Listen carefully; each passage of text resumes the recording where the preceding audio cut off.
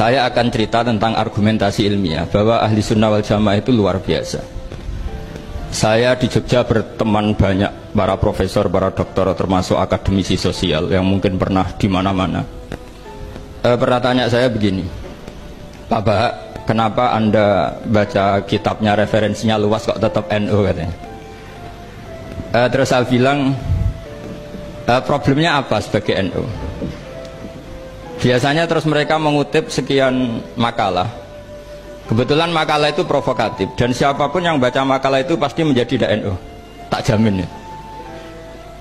Kalau di Jogja misalnya di satu penerbitan, saya termasuk di dalamnya, itu pernah diperbandingkan kitabnya Said Muhammad Mafahim Yajibu An-Sohah dengan kitabnya Bin Bas, judulnya Hadihi Mafahimuna.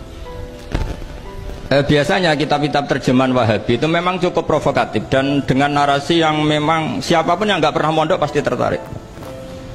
Misalnya begini, cerita bid'ah misalnya, Iyyakum wa muhdatsatil umur fa inna kulla bid'atin dhalalah wa kulla dhalalatin finnar, misalnya gitu. Wa kulla muhdatsatin bid'ah wa kulla bid'atin dhalalah wa kulla dhalalatin finnar. Ada yang baca wa kullu bid'atin dhalalah wa kullu dhalalatin finnar. Terus beliau meneruskannya begini, kata Bin Bas, hadza huwa Rasulullah hakama bi annal bid'ah kullaha dhalalah. Terus diteruskan, wajar asy-Syafi'i faqasama ila hasanatin wa dhalalatin wa sayiatin. Jadi dengan narasi seperti itu orang itu tahu bahwa Syafi'i itu kurang ajar tenan gitu, kira-kira gitu.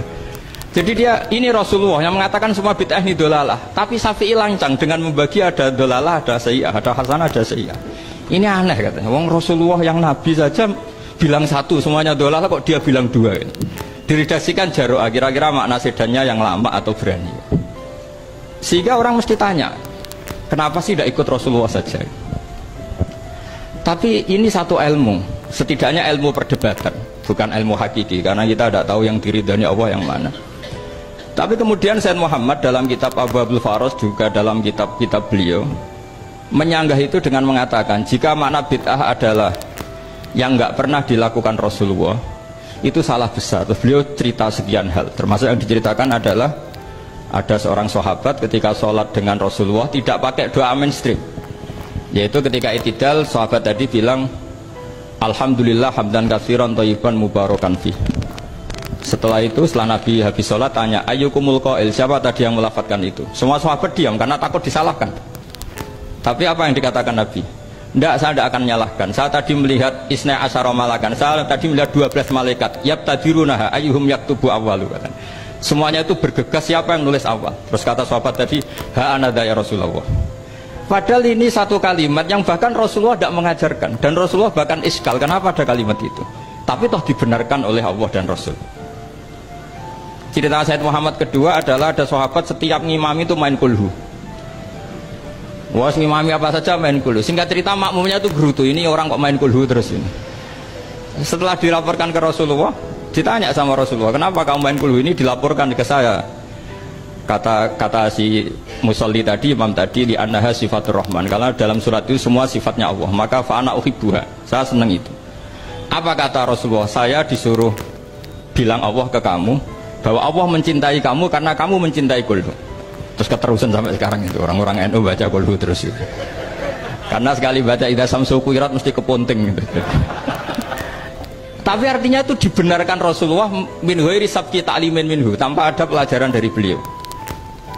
Runtuhlah teori bid'ah bahwa bid'ah adalah semua yang nggak pernah dilakukan Nabi, diajarkan Nabi. Nyatanya beberapa kali Nabi membenarkan sesuatu yang belum pernah diajarkan oleh beliau. Masalahnya adalah tidak semua orang baca kitabnya Said Muhammad atau baca tidak paham. Nah, sementara kitab Hadihi Mafahimuna itu diterbitkan secara masif oleh pemerintahan Arab Saudi dan ada terjemahnya lagi, sehingga yang nggak bisa Arabnya bisa terjemahnya. Dengan narasi tadi bahwa Imam Syafi'i dibenturkan Rasulullah itu kan pasti kalah. Redaksinya itu Jaro'ah itu wani pakai hamzah. Kedua, saya ingin cerita dan saya tidak bosan-bosan cerita ini sampai mati, saya tidak akan bosan-bosan. Ada kemandirian al-hujjatul balighah dalam diri kita sebagai ahli sunnah. Begini misalnya, kalimat la ilaha illallah adalah kalimat yang orang kafir 80 tahun saja kalau melafadzkan itu menjadi soro mukminan. Lah ini kita tahlil yang sudah muslim hanya karena kalimat thayyibah justru menjadi kafir. Ini kan madzhab aneh. Yang kafir puluhan tahun iyan tahu yughfar lahum ma qad salaf bihadil kalimah. Ini kita karena tahlilan sampai nyekel patok menjadi kafir juga karena la ilaha illallah. Ini aneh. Kata kalimatun sing yakunu bihal kafiru musliman jadi kalimatun yakunul mukminu biha kafirun. Ini kan kaidah yang aneh. Nah, saya ingin kalau ahli sunnah yang seperti ini sudah mandiri, sudah sehat, ya baguslah seperti itu. Terus yang terakhir, kenapa ditambahi an-nahdiyah? Ya seperti yang dikatakan moderator tadi.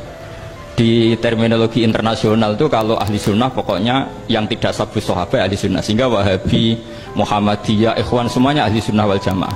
Karena kalau di media internasional asal tidak syiah itu ahli sunnah. Hanya itu saja perbandingannya. Kalau ikramus sahabat ya ahli sunnah, kalau sabus sahabat ya syiah. Problemnya adalah kita tidak ikut kelompok besar ahli sunnah yang mainstream di internasional karena mereka anti wasilah, anti tahlil. Sehingga terus Indonesia bilang ditambahi ahli sunnah wal jamaah an-nahdiyah.